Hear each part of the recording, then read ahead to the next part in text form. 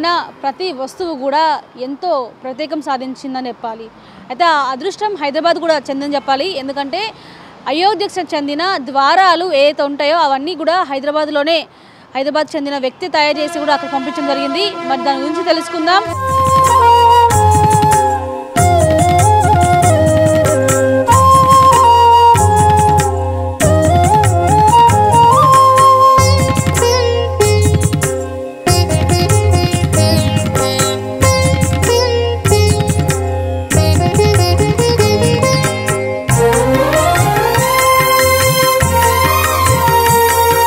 అయోధ్య రామాలయంకి సంబంధించిన తలుపులు హైదరాబాద్కి చెందిన శరత్ బాబు అనే వ్యక్తి అక్కడికే వెళ్ళి వర్క్షాప్ని ఏర్పాటు చేసుకొని మరి రెడీ చేయడం జరిగింది. న్యూ బోయిన్పల్లిలోని అనురాధ టింబర్ ఇంటర్నేషనల్ డిపోలో ప్రజెంట్ మనం ఉన్నాం.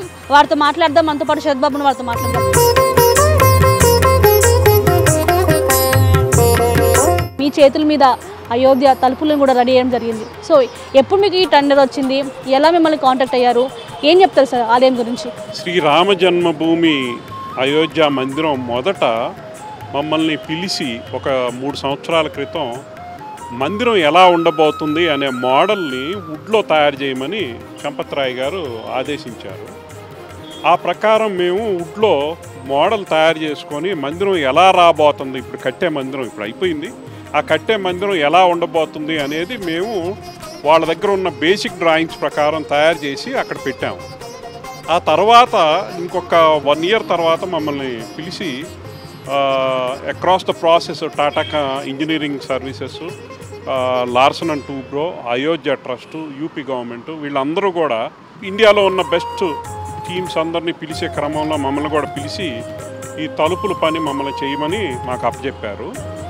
ఇప్పుడు రామ జన్మభూమికి సంబంధించిన డోర్లన్నీ మేమే తయారు చేస్తున్నాము. అక్కడే పెద్ద వర్క్షాప్ సెటప్ చేసి సుమారు 60 మంది తమిళనాడుకు చెందిన కార్వర్లు ఇక్కడ మా దగ్గర యాదాద్రి గుడికి మళ్ళీ మేము చేసే అన్ని రథాలు, గుళ్ళు వీటన్నిటికీ కూడా పనిచేసే టీం మా దగ్గర ఉన్నారు. వాళ్ళు ఈ కార్వింగ్లో బెస్ట్ ఎక్స్పర్ట్స్ అనమాట. గర్భగుడి తలుపులు, లోపల మండపం తలుపులు, అన్ని రకాల తలుపులు తయారు చేసి పూర్తి చేశాము. 18 తలుపులకి మొత్తం బంగారంతో ఇప్పుడు తాపడం జరుగుతుంది. తాపడం అయ్యాక 1వ తారీఖు నుంచి అవి మందిరం లోపల బిగించేస్తాము. ఓపెనింగ్కి రెడీ అయిపోతుంది. అవి కాక చుట్టుపక్కల ఇంకొక 100 తలుపులు కూడా చేశాము. ముఖ్యంగా ఏ మెటీరియల్ యూజ్ చేశారు, ఎక్కడి నుంచి తీసుకురావడం జరిగింది? సో డీటెయిలింగ్ అనేది ఇప్పుడు మీ ఐడియానా లేకపోతే సిద్ధాంతులు పండితులు మీకు ఏమైనా చెప్పారా ఇలా ఉంటే బాగుంటుంది, ఇక్కడ ఈ విగ్రహం ఉంటే బాగుంటుంది అని చెప్పారా? సో మొత్తం మీ ఐడియానే ఉందేనా? మొత్తం కూడా ఎన్నో సంవత్సరాల క్రితమే సోంపురా అని ఆర్కిటెక్ట్స్ డిజైన్ చేశారు. ఇప్పుడు తలుపులు కానీ, రాళ్ళు కానీ, ఐకనోగ్రఫీ కానీ అన్నీ కూడా సోంపురా ఆర్కిటెక్టులు సోమనాథ్ మందిరం కట్టించిన వాళ్ళే అయోధ్య మందిరానికి వాళ్ళు అన్ని డిజైన్లు చేసి సిద్ధంగా పెట్టారు. వాళ్ళ డిజైన్ ప్రకారమే మేము తయారు చేసి ఇప్పుడు మందిరంలో చేస్తున్నాం.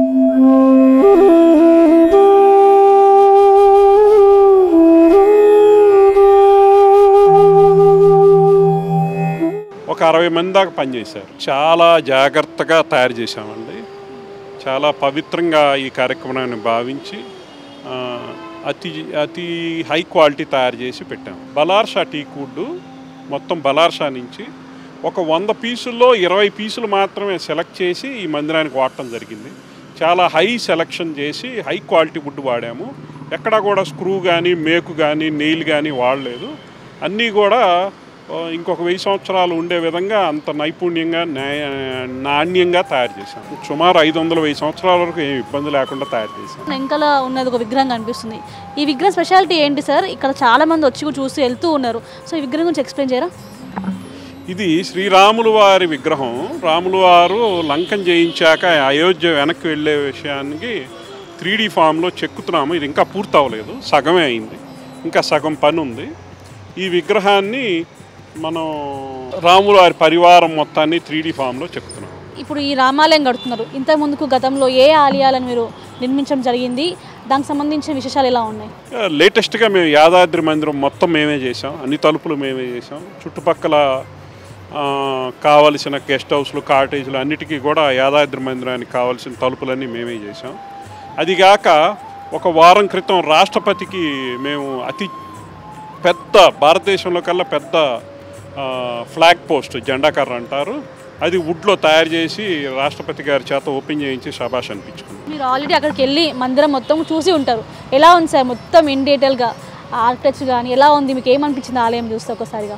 ఆ ఆలయంలోకి వెళ్ళటానికే ఒక అదృష్టం కావాలి దర్శనం చేసుకోవటానికి. అటువంటిది మేము అక్కడ పనిచేస్తున్నాము, మా తలుపులు అందులో ఉంటున్నాయి అంటేనే చాలా అదృష్టంగా భావిస్తున్నాం. సో యాదాద్రికి సంబంధించిన ఆలయం వస్తువులు మీరు రెడీ చేసినవన్నీ కూడా ఇక్కడ నుంచి తీసుకెళ్ళారు అక్కడికి ర్యాలీ రూపంలో. మరి ఇప్పుడు ఈ అయోధ్యకు సంబంధించి మాత్రం అక్కడే వర్క్షాప్ ఏర్పాటు చేసుకోరు అంటే ఇక్కడ ఎందుకు ఏర్పాటు చేసుకోలేకపోయారు? దూరం ఉందన్నా లేకపోతే ఎవరు అక్కడే చేయమని చెప్పారా? ట్రస్ట్ వారు మళ్ళీ టాటా కన్సల్టెన్సీ ఎల్ఎన్టీ వాళ్ళు అక్కడే చేస్తే బాగుంటుంది. ఎందుకంటే ఆఖరి నిమిషంలో ఉన్న మార్పులు చేర్పులు వచ్చిన అది రాతి కట్టడం కాబట్టి సైజులు లాస్ట్ మినిట్లో తీసుకోవాల్సిన అవసరం ఉంది. అందుకని ఇక్కడ నుంచి సమయం వేస్ట్ అవుతుందని అక్కడే సెటప్ చేశాం. ఒక్కో ద్వారానికి ఎంత ఖర్చు అయింది సార్? చాలా ఖర్చు అవుతుందండి.